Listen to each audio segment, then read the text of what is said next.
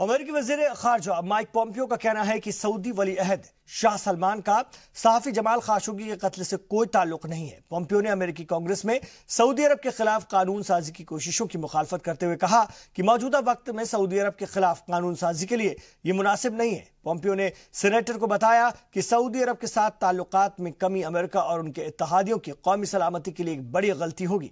और उन्होंने मजीद कहा कि अमेरिकी इत्तेहाद के खिलाफ ऐसे इक़दामात से गुरेज करना होगा जिससे इत्तेहादी ममालिक की मुश्तरका जंग मुतासिर न हो।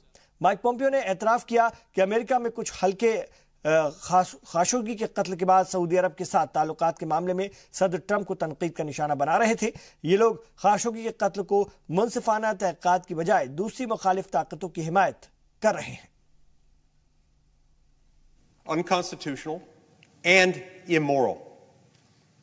And we cannot delay voting to end our involvement and our support of Saudi Arabia any further.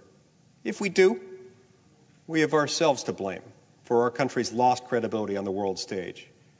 And more importantly, our own consciences will bear the blame for the thousands of lives that will surely continue to be lost.